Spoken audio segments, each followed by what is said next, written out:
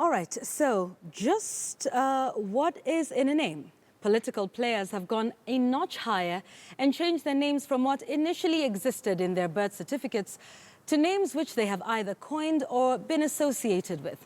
Kabete MP Ferdinard Waititu is the latest politician to officially change his name by adding the name Babayao in his official documents ahead of the August 8th elections.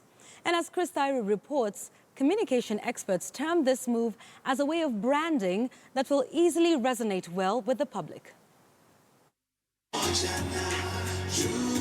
the political campaign's drumbeats continue to get louder, political players have not been left behind. They seek to popularize themselves using all means. The name that most of the politicians associate with remains key in their campaigns.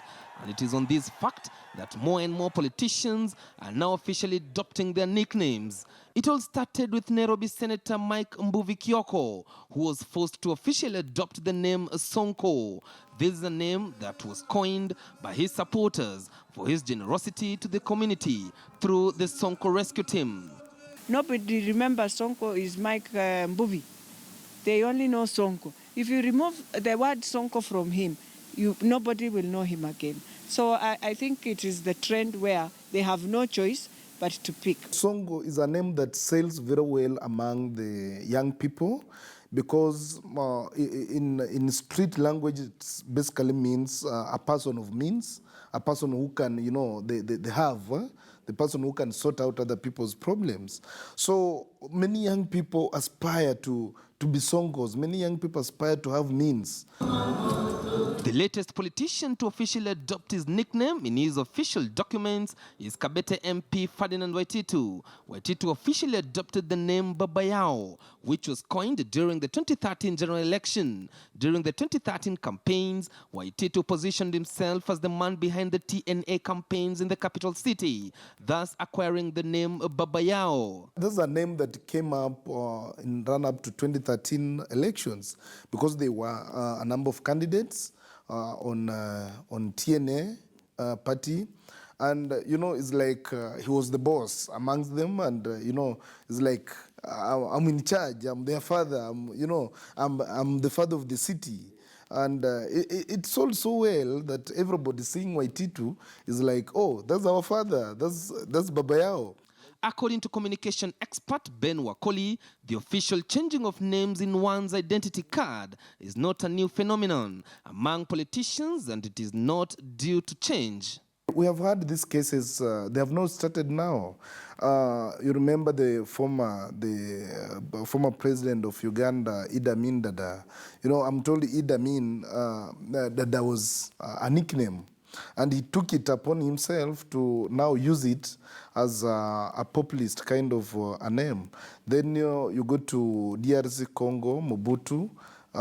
He once called himself Mobutu Sese Seko Kukubende wa Sabanga, which means the cock that leaves no hen untouched. So people knew him as Kukubende wa Sabanga, and it went on like that to an extent that now even people forgot about his real names. MP James Mathenge, otherwise known as Kanini Kega, is also among the Kenyan politicians who officially changed their names. Kanini Kega actually means a small person and a very good person. So people, when voters went to vote and they were looking for Kanini Kega, the name Kanini Kega, they couldn't get. They were only getting Mathenges, three other Mathenges, and it was very, very difficult to identify which Mathenge they were talking about. And that is the reason I decided to officially change my name. But what is the procedure to change one's name? It's called a deed poll. Getting a deed poll. You have to get, of course, permission from your parents.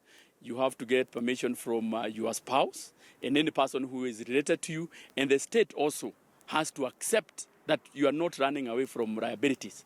Because the moment you change your name, it means that all the other liabilities or assets change with you.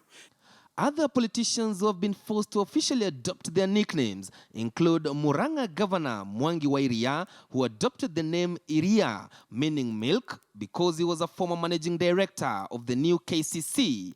Not left behind was Kiambu Senator Kimani Wamatangi. Most of these names comes from their activities, their community activities, what they do within the community and how people recognize them. You look, for instance, the Kiambu Senator Wamatangi. I'm told he used to sell water drums, water tanks to community women and also supply them. So people recognize him as somebody of tanks. In Kiambu County, two aspiring aspirants for the Kiambu Township Ward have been forced to adopt their nicknames in order to resonate well with their supporters. One is David Kamande, who has been forced to adopt the name David Wapants. This because he hawks women underpants. The other is Francis Koina, who is a boda boda rider, who has been forced to adopt the name wa boda boda. Watu wengi sana sana katika hii ward ya township wananijua kijana wa boda boda ama kijana wa pikipiki, kwa maana wao ndio walinichukua wakaweza kunishikiria katika hii kinganganyiro cha MCA. Kini commodity, you have to get a brand. So my brand is Kanini Kega, and it is unique because there is no other person who goes by the same name. So you mentioned Kanini Kega, and one thing comes to mind, one person who is the MP for Kieni. I thank God my name is very unique. Lachi is not with many people, so it's still a very unique name, and I thank God for that. As the August 8th elections fast approaches, more and more politicians are still in the rush to officially change their names and adopt the nicknames that will finally appear at the ballot paper so that their supporters can easily recognize them. Chris Thairu, KTN News.